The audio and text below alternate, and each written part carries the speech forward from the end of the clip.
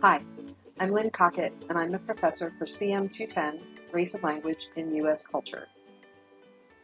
Monday starts my 20th year of teaching at Juniata College. For some of you, it starts your first day of classes at Juniata College. So together, we're going to bring my experience and your excitement, and we're going to create a really cool class. This class is going to be challenging, uncomfortable, and really empowering, I think. And I'm really excited to teach it and to get down to business with you guys. So a little bit about me. The reason why I'm not in class on Monday is because I'm driving my own kid to college in Massachusetts. She has to be there on Monday. So since I'm not going to be there on Monday, I would love for you, if you want to come to a Zoom meeting with me on Tuesday evening. There's a link on the Moodle page right there. And once you get yourself into the Moodle page, you can just access that Zoom for Tuesday night if you want to. It'll be at 8 o'clock. It's no big deal if you don't want to come, but if you do want to come, we'll have a cup of coffee together, or if you're a senior, a glass of wine, and we'll just say hi and get to know each other, and you can ask questions if you have them. But it's no big deal because we have class on Wednesday, and then we'll all be together. If you are not yet on the Moodle page, and you don't know how to do that, there are a couple of different things you can do. You can ask a friend, you can send me an email, or you can go to help.juniata.edu, which will take you here. And there are tutorials over here on the left, and there's an online chat where you can ask someone. So there are lots of people who can help you do this and get you set up on the Moodle page. So I'd like to tell you a few things about the course and how we're going to work it. And let me just sort of walk through the things here under the top of the class. First off, the syllabus is right here. I'm not going to look at that with you yet because I don't want you to think too much about what the grades are. I just want you to think about how we're going to get to class and what we're going to learn. So I'll get there in a second. But let's just talk first about how I'm going to run the class because COVID. All right, so there's 30 people in the class, and the classroom is Good Hall 222. Although the class is physically big enough for 30 people, it would be very hard for us to have conversations and discussions in smaller groups and like face to face. We'd all have to kind of be facing the front of the room if we use that room all the time with 30 people in it. So what we're going to do is, you can see here on the Moodle page, there's something called class attendance groups. This is a list of who should come to class and when they should come. So there's a few people who are going to be online all of the time, all semester. There's some people who are going to be online Monday and come to class on Wednesday. And there's some people who are going to be online Wednesday and come to class on Monday. So if you need to pause the video right now to find your name in here, go ahead and do that. If you didn't find your name on the class attendance groups page, that's because you probably added the class later than when I made this, and I'll put you in a group, so just send me an email, and I will make sure to communicate with you before Wednesday which group you'll be in. If you are Zooming, because either you're remote from campus or your group is Zooming that day, we have a Monday Zoom link and a Wednesday Zoom link, and we're going to use those every week. So those are reusable links. They'll always be available. So this Wednesday, this is the link that I'm going to use to open up the class. I'll record the Zoom. So if you're supposed to be in class, but for some reason you can't be, you can always get to it later. I do want you to know, as you've been told a million times, if you're not feeling well, don't come to class. But if you are well, don't use this excuse to watch the recorded Zoom later because there is an attendance grade and a participation grade in the class. So I want you to be there when you're well and when you can be. Just to give you a couple of other pieces of information about the class. There are 3 required texts. We'll read them as a group together and we'll work our way through them. The first text that we're going to read is called The Everyday Language of White Racism. It's available through the Juniata Library as a free ebook. If you click on this link, it will take you to that book on the library website, but you won't be able to do this if you're not on campus or And if you're not on campus, you can do it, but you have to VPN in. And if you don't know how to do that, you can, again, go here for information, or you can just go to the library website, which is libguides.juniata.edu. And once you get to the library website, you click right here on information about accessing library resources online, and it will help you figure out how to do that. You can also purchase the book if you want to. None of the books are especially expensive, but I wanted to make them accessible to people so you don't have to spend money.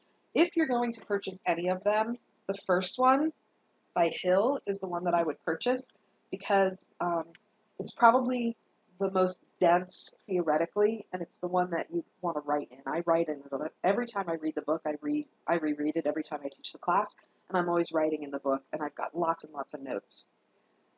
Because that is probably academically the fundamental book of the class, that's the one that, if you're going to buy any of them, that's the one I would buy.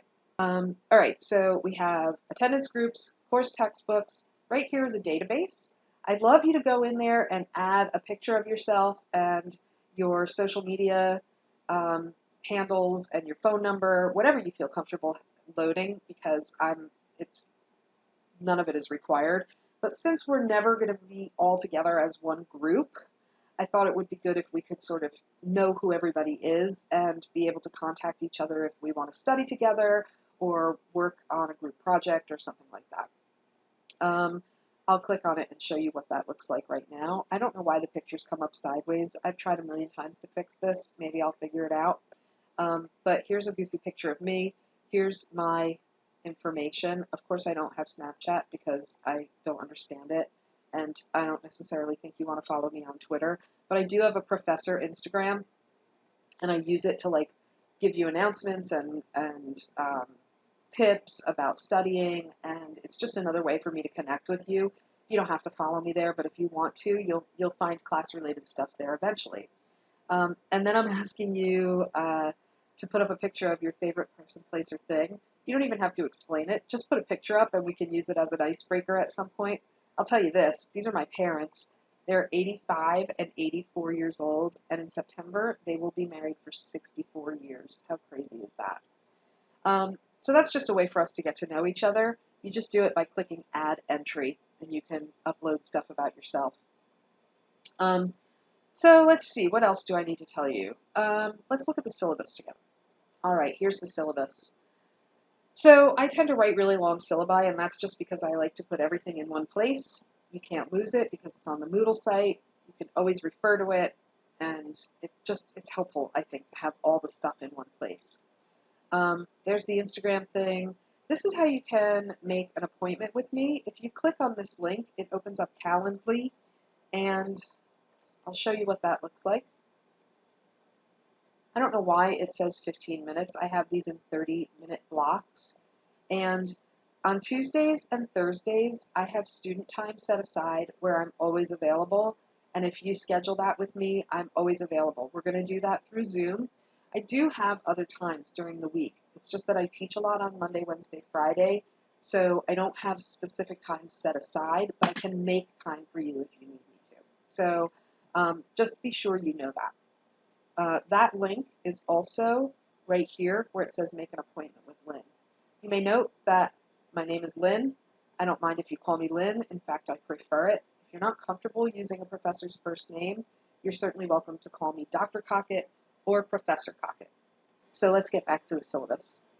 I'm going to start by reading you some things. I know you're grown-ups and you know how to read, but I want to make sure that I get this really, really clear, and I want to make sure that I get it right because I spent a lot of time thinking about these things. This is my statement on anti-racism and accountability. I stand in solidarity with my students of marginalized identities. I recognize that my work in the classroom goes well beyond the delivery of content in the field of communication. In the wake of the largest pandemic in a century, and in the United States reckoning with its white supremacist foundation and ongoing systems of oppression, I pledge to do the following. 1. Diversify my course materials to include voices of scholars and professionals who are non-white. 2.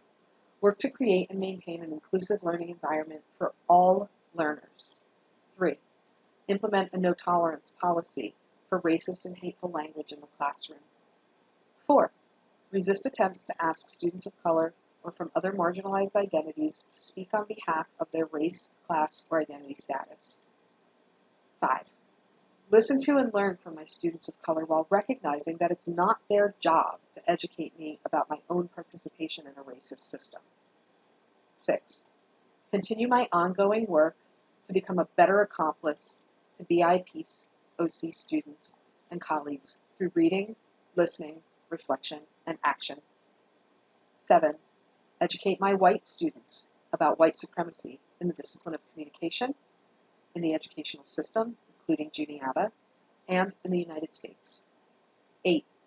Use my status as a white, cisgender, heterosexual, tenured professor to hold the college's administration accountable for the ongoing work of creating an anti-racist Juniata. Specifically as a person who works in the field of communication, I pledge my support for speakers of dialects other than the standard white vernacular which pervades educational and professional discourse. I recognize African American English as a legitimate form of the English language, and I believe that educational policies requiring the use of the white vernacular are racist. All communicators should use all the items in their rhetorical tool belts in order to present the most effective messages that they can present. This means that it's my professional responsibility to support you in crafting your academic work the best way you can, given the context and constraints of the situation in which you are writing or speaking.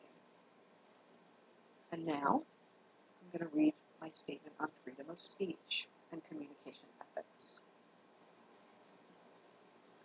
This has been an unusual year in our country, and each of us has had our expectations about normality upended. Quite apart from other things like disease and mortality, we're living in a time when political opinions are as divided as they can be, to the point that people seem unwilling to behave with kindness towards one another. This is a communication course about racism, which means that it necessarily is going to deal with matters of opinion, and opinions that have a direct impact on how we vote in some cases. We can't avoid that. So the question is, how can or should these opinions be voiced in the classroom this fall?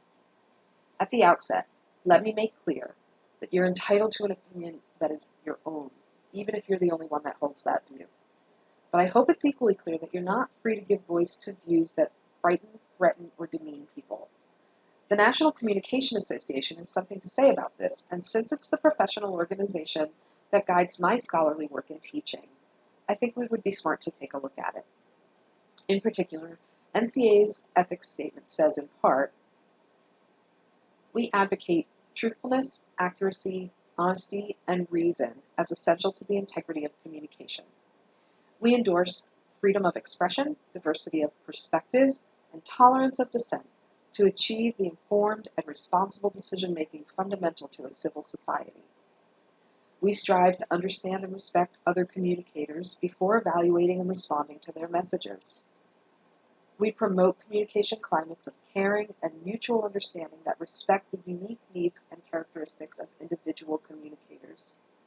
We condemn communication that degrades individuals and humanity through distortion, intimidation, coercion, and violence, and through the expression of intolerance and hatred.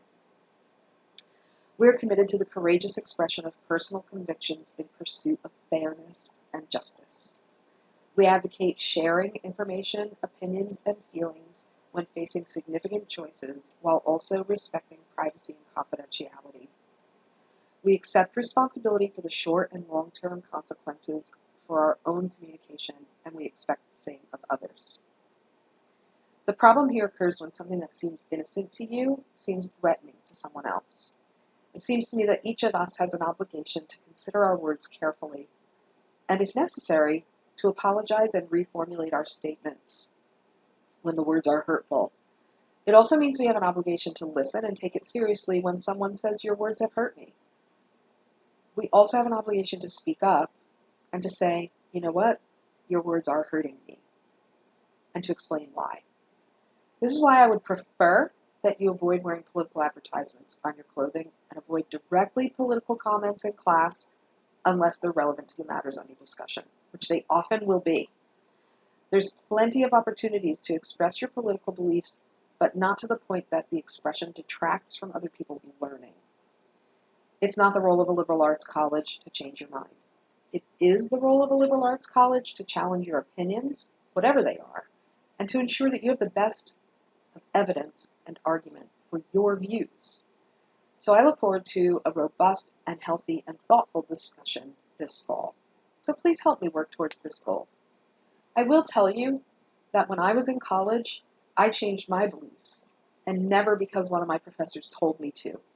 It was always because professors presented me with questions and problems that I had to work out on my own while they supported me in doing that. That's how I want to be with you guys. I want to help you develop the best tools you can to answer questions and become the person that you are becoming. That's my job, and I love doing that. So I'm really excited to do that in the context of this class and in relationship with all of you this semester. So now you know quite a bit about me. I'd like to know some things about you. I hope that you'll come on Tuesday night. If not, I'll see you on Wednesday, either through Zoom or in person.